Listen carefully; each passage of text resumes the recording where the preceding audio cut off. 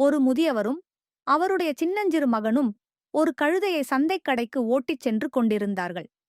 அவர்களுக்கு முன்னால் புழுதியை கிளப்பிய வண்ணம் குதியாட்டம் போட்டபடி கழுதை சென்றது. அப்போது அந்த வழியாக சில மனிதர்கள் வந்து கொண்டிருந்தார்கள். இந்த முதியவர் மகன் கழுதை மூவரையும் பார்க்கிறார்கள். அப்பொழுது அவர்கள் கேலியாக சிரித்துக்கொண்டே, எப்படிப்பட்ட முட்டாள் நீங்கள்! பாரம் தூக்கும் கழுதையை சும்மா நடத்திக் கொண்டு போகிறீர்களே! உங்கள் இருவரில் யாராவது ஒருவரை கழுதை சுமந்து சென்றால் உங்கள் கால்கள் வலிவேதனையிலிருந்து விடுபடுமே என்று கூறுகிறார்கள். அதைக் கேட்ட முதியவர், நீங்கள் சொல்வதும் சரிதான் என்று கூறுகிறார். அவர் தன் மகனை தூக்கி கழுதையின் முதுகின் மேல் உட்கார்த்தி வைக்கிறார். பிறகு தங்கள் வழியில் செல்கிறார்கள். சிறிது தூரம் சென்றவுடன் இன்னும் சில மக்களை பார்க்கிறார்கள். அவர்களும் இவர்களை பார்த்தவுடன் தங்களுக்குள் பேசுகிறார்கள். என்னவென்றால், அதோ அந்த சோம்பேறி பையனை பாருங்கள்.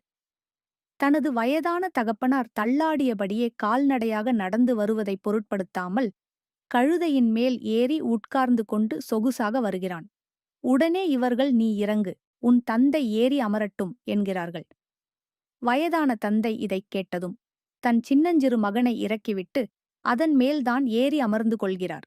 மீண்டும் சிறிது தூரம் இவ்வாறே செல்கிறார்கள். இப்பொழுது ஒரு தெருமுனை வருகிறது.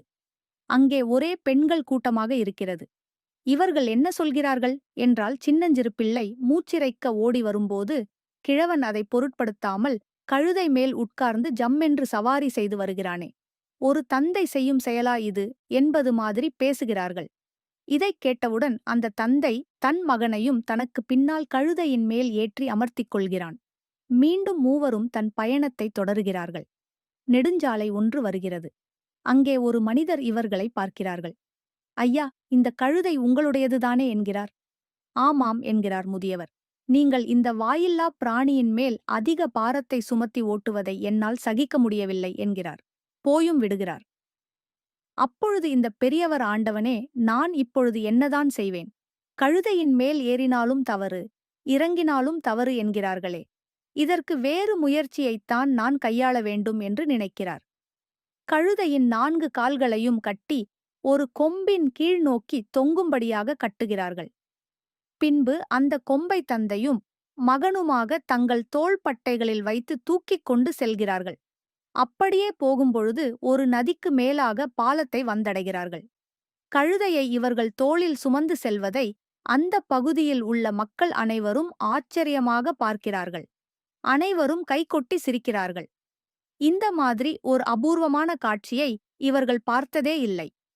ஒரு திடமான கழுதையின் மேல் அமர்ந்து சவாரி செய்வதை விட்டுவிட்டு அதை இப்படி 2 மனிதர்கள் தூக்கிச் செல்கிறார்களே என்று அந்த மக்கள் நினைத்து வியக்கிறார்கள். இந்த மக்கள் சும்மா இல்லாமல் கூச்சலும் கும்மாளமும் வேறு போடுகிறார்கள். அதை பார்த்து கழுதை மிரள்கிறது. இந்த கழுதையை மிகவும் சீண்டுகிறார்கள். கழுதை மிரண்டு கனைத்து போராடுகிறது. கடைசியில் இந்த கொம்பிலிருந்து விடுபட்டு தன் கால்களில் உள்ள கட்டுக்களை அறுத்துக்கொண்டு பாலத்தின் மேலிருந்து நதியினுள் பொத்தென்று தவறி விழுந்து விடுகிறது. தந்தைக்கும் மகனுக்கும் என்ன செய்வதென்றே, அதாவது இவர்களுக்கு சுயபுத்தி தெரியவில்லை. இருந்திருந்தால் இப்படி ஒரு சம்பவம் நடந்திருக்காது.